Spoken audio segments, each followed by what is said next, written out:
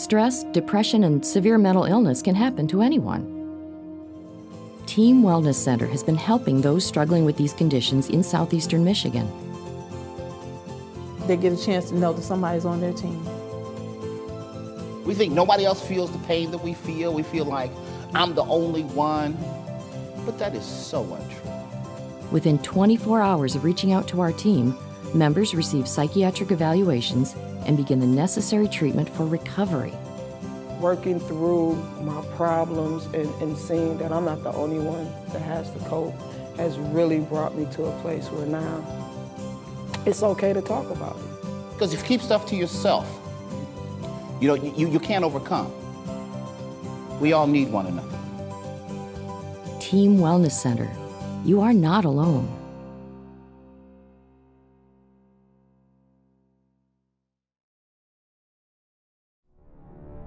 Violence, misunderstanding, rage.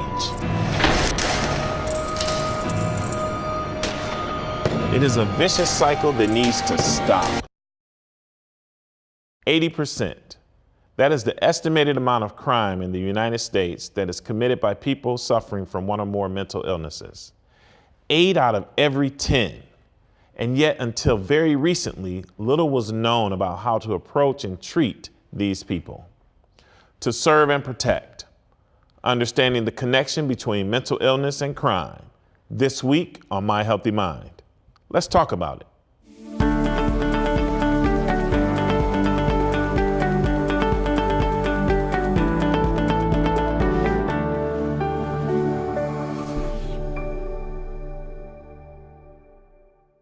Welcome to My Healthy Mind.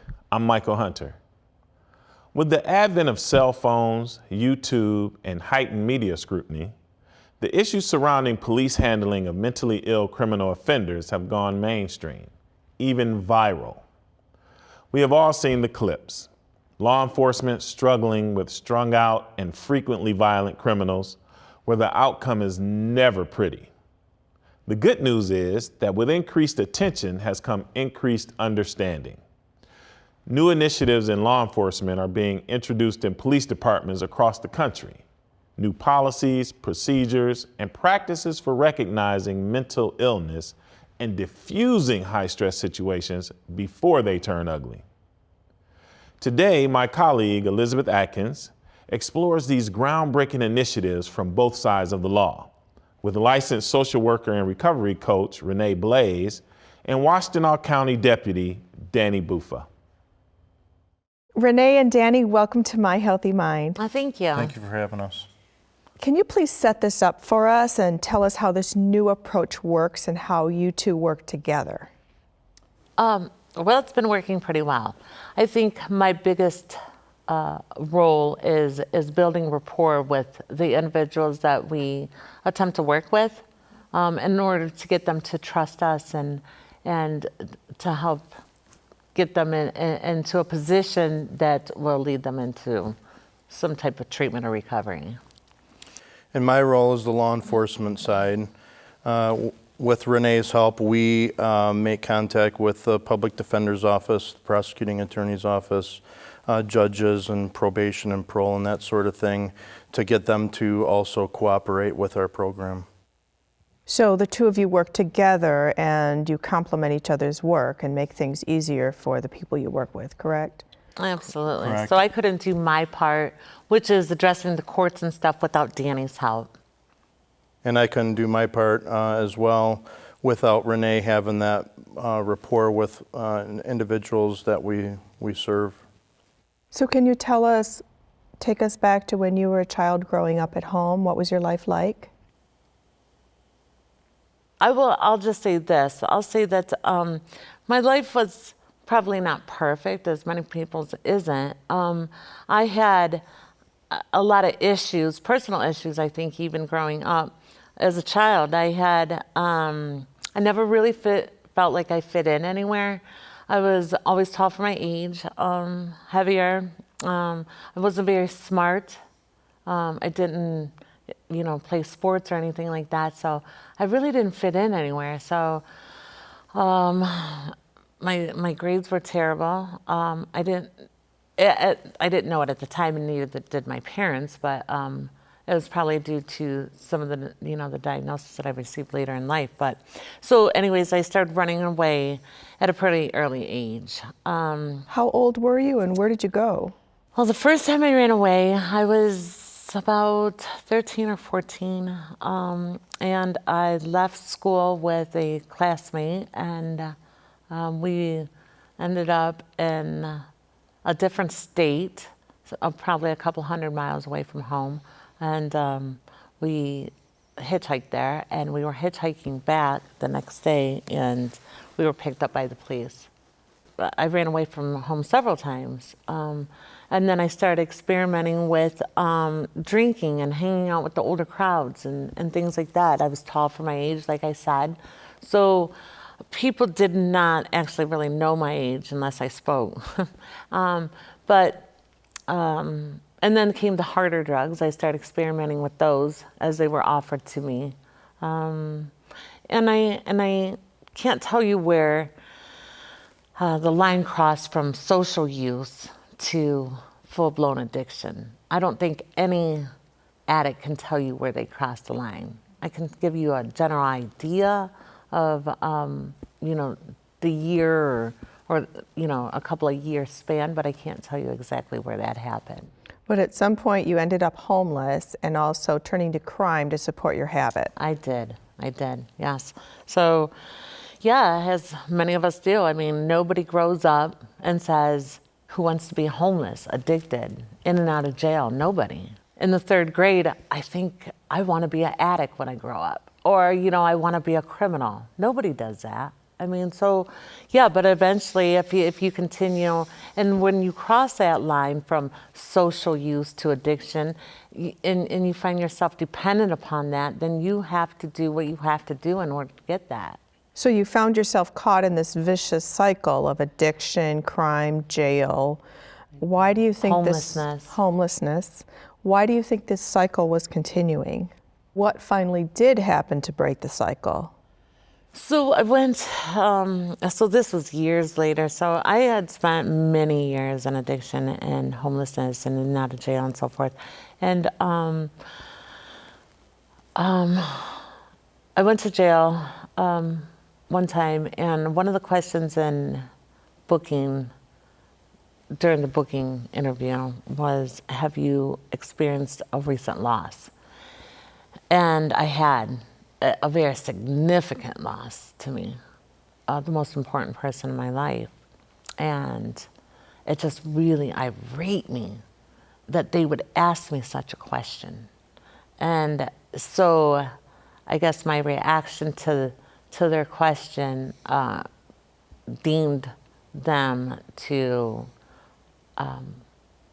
refer me to receive a psychiatric evaluation. Then what? And then I received the psychiatric evaluation. I was released from jail before I got it, but I did keep the appointment. I made the psychiatric evaluation, and they gave me a diagnosis of a bipolar disorder. And when I did receive a diagnosis, it was kind of like relieving for me. It was like almost like this huge, like, moment, aha moment, where I didn't feel like I was hopeless. Like maybe there was something, they're telling me there's something wrong that can actually be treated. There's a reason behind the behavior. It's not just, I'm a criminal, a drug addict, mentally ill, whatever. Those are all just labels. So now you're a professional peer recovery counselor. Can you tell us how that happened?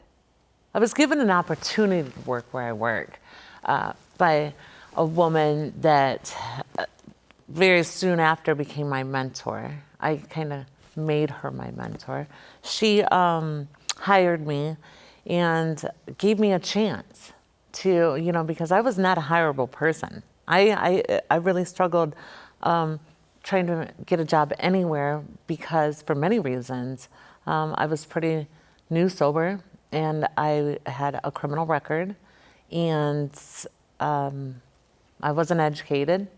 I didn't get an opportunity to get evaluated, a psych eval, or somebody say, hey, you know, something might be wrong, other than she's just a hopeless drug addict destined to die an addict's death, or she's just a criminal or just a throwaway person, you know? She encouraged me. She just believed in me when nobody else did. And I think that was a big part of my success in my own recovery, is somebody believing in me when nobody else did. Danny, what about you? How does this work for you? In law enforcement, there was a traditional way of doing things. You know, the person goes to the police academy, they're taught a certain way, then they come to their department and then they learn a certain way. You know, traditionally, when I would try and make contact with somebody on the street, there's that automatic breakdown. There's no trust. There's no, they don't trust the police. And really, why should they? Because they're the ones that are taking their liberty away and putting them in jails and prisons and that sort of thing. So the way that Renee and I do it is Renee's the one that makes contact with the people that we serve, and she builds that rapport. What happens is the cops, they go out and they make an arrest because of a crime that occurred or what have you. And sometimes by the end of your shift, they're out on the street again.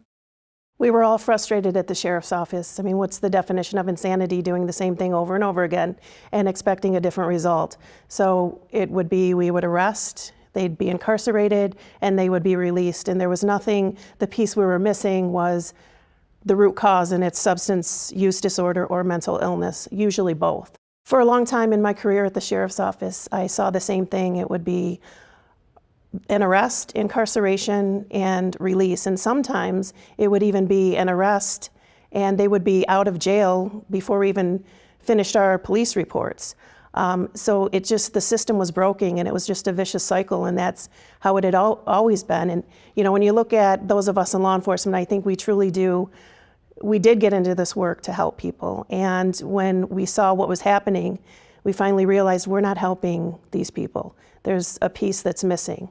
So we kind of came together, put our heads together, and found a way to start addressing those root causes, that's where Deputy Buffa and Renee Blaze came in. And if you would have asked me 10 years ago, would we ever be partners with somebody that is a social worker, I probably would have found that pretty humorous. The only way that I can really explain it to you is like a wagon wheel that just keeps on spinning and spinning and spinning. What happens is it will continue to spin. And Renee and I are kind of like that stick that you stick in the spokes of a wheel, where we have stopped that wheel from spinning. And we're able to address those root causes that people suffer from.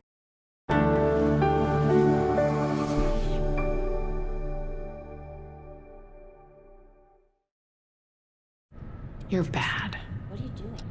You're worthless. What are you doing? Don't trust it. Don't trust them. Hurt you. You're worthless. It's pointless. Where are they? Look at you. You can't hide. You have to go. Where are they?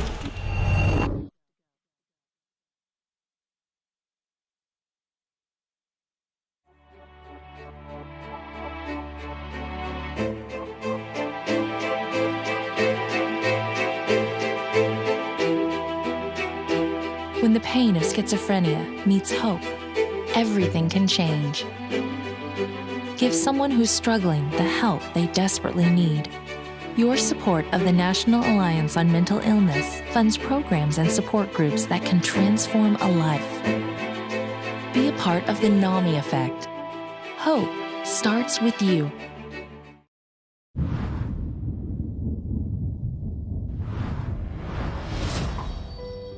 You may not realize it, but these words, often used to describe someone with a mental health condition, can be very harmful. In a country where 1 in 5 people are affected by a mental health condition, it's time for all of us to step up and change the conversation. Just because someone's struggle isn't obvious on the outside doesn't mean they aren't hurting on the inside. We need to see the person, not the condition. Join with me, pledge to be stigma-free.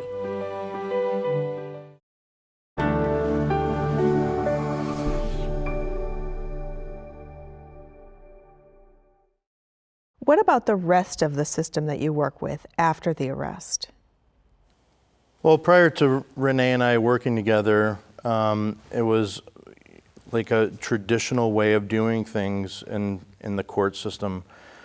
You would never see law enforcement engaging in a conversation about a case with the public defender's office, for instance. And Renee and I, we have broke those old traditions, and we actually talk more with the public defender's office than our own prosecution a lot of the times regarding these cases. And same way with making contact with judges and all the other professionals in the court setting. When Renee and I engage with them, we are only, we're not concerned about the traditional way of doing things. Let's lock them up for as many years as possible, for instance. Our way of doing things now is how can we get this person treatment, and where is this person going to go?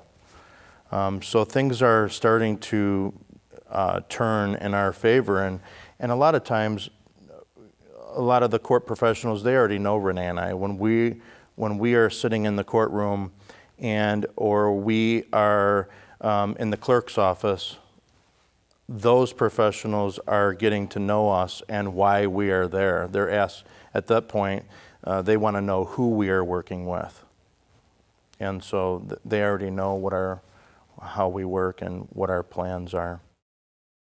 CORE stands for Community Outreach Recovery Enforcement, and I like how the enforcement portion is at the end of CORE, because it really is about community outreach and recovery. The enforcement piece is last, and sometimes we need that, as Danny and Renee both said, as kind of a timeout. CORE started about 2 years ago, just by happenstance. Deputy Buffa called me one night. He was at the hospital with a victim of a pretty vicious assault at the hands of her drug dealer. He called me and he said, I really need to get this girl into recovery. She's really bad off, and asked me if I had any suggestions. I had in the past on other projects worked with Renee Blaze from Community Mental Health, and she was very instrumental. Her passion with helping people and wanting to get people into recovery, I just knew she was probably the right person. So Danny called Renee. Renee went to the hospital.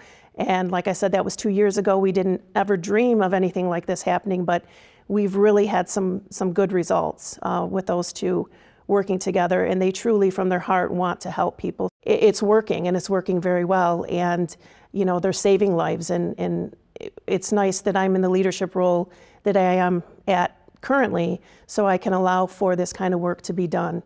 So the two of you started collaborating as a team. Can you tell us how, with your two different backgrounds, you came together to work as partners and how it works? So I got a hold of my Commander Radzik, and I asked her who I should reach out to assist me with this person and their substance abuse issue. And so she gave me Renee's phone number, and Renee met me right there at the hospital and began working with this person in the very, very early stages of, I know this person was the victim in this certain circumstance. However, this person had a couple felony warrants as well. So at the very beginning stages of my investigation, Renee was brought in on a very early stage, and that's how we do it today. We do everything together as far as each case that we get. We work very close. So essentially, you're setting people up to succeed. Correct. So Renee, you spoke so poignantly and powerfully about how your mentor believed in you when you didn't believe in yourself.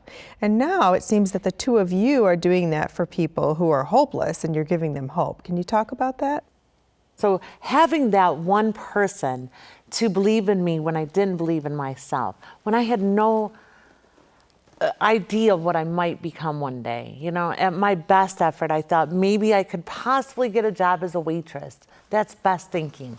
My mentor believed in me. She supported me. She encouraged me. She gave me a job when I couldn't get a job, and encouraged me to go to school to get a degree. And she just has been so much to me in the past 9 years that I don't know. I would hate to think about where I would be without her being in my life.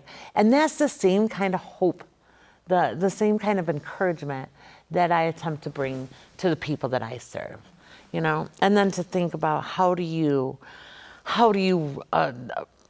put a job description around something like that? Like, how do you make that a job? I don't think it's possible, you know? I just want to provide the people with the same type of opportunity that I got.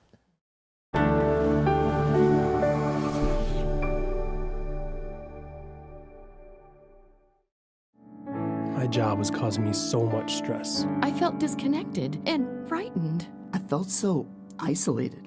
I was beginning to feel trapped, depressed. I never expected that to happen to me.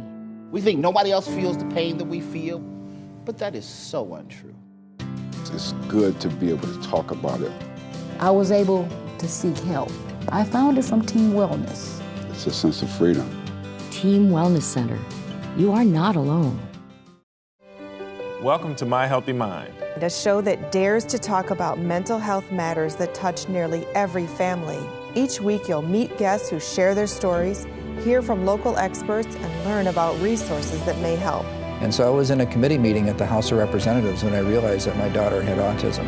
We need to take the stigma away from mental health issues. No topics about mental health and wellness are off limits on our show. Let's talk about it on My Healthy Mind.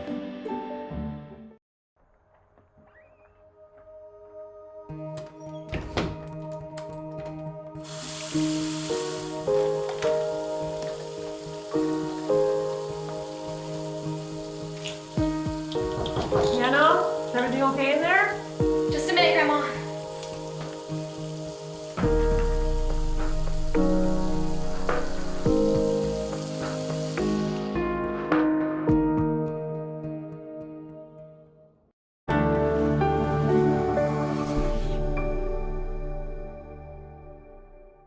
I just think this is the way that law enforcement is heading, dealing with the root cause of the problem and having two people that are as passionate as they are. I've heard numerous stories of, mothers have reached out to me, showing me pictures of, I saw them when they were incarcerated in their booking picture, and to see, 6 months down the line where, they're beautiful, vibrant, and healthy again. And it's amazing the work that they do, and it really is about saving people's lives. Tell us how you're rewriting the book. At the end of the day, we're more interested in saving these people rather than incarcerating them. And it's working. How? Yeah, so just a few weeks ago, Renee and I were in court, and this person that we're working with in the core program turned around and faced us in the courtroom, and with tears in her eyes, she whispered to us, "I never got to thank you, so thank you." That's amazing. How did it make the two of you feel? To see them vibrant and reunited with their families, maybe they're back building a relationship with their children, or And Renee always has to remind me, by the grace of God, not by us. It's not us, it's by God's grace. So again, none of these cases are the same. So what we do is worth it. Thank you for watching today and sharing our investigative journey into this important issue. Hopefully we've gained a deeper understanding of the connection between mental illness and crime and how we can better serve and protect all victims. If you would like to talk or read more about this or any mental health issue, please reach out to us on our website, myhealthymind.com. through Twitter at MyHealthyMind or on Facebook. We will see you next week for another edition of My Healthy Mind. Let's talk about it. And now we'll leave you with My Healthy Minute. My Healthy Minute, covering breaking mental health news, legislation, discoveries, and resources. Namie is the National Alliance on Mental Illness, the nation's largest grassroots mental health organization dedicated to building better lives for the millions of Americans affected by mental illness, including children with serious emotional disorders, through education, advocacy, and research. Namie Michigan connects national resources with local affiliate passion and action. We connect affiliate, family, and consumer involvement to influence public policy at the state level. Namie wants you to know, don't be afraid if you or someone you know needs help. Diagnosis is the first step, but knowing your own preferences and goals is also important. Treatment for mental illnesses vary by person and by diagnosis. There is no one-size-fits-all treatment. Treatment options can include medication, therapy, social supports, and education. Remember, the first step to getting help is to say it out loud. You are not alone. We are here to help. Let's talk about it.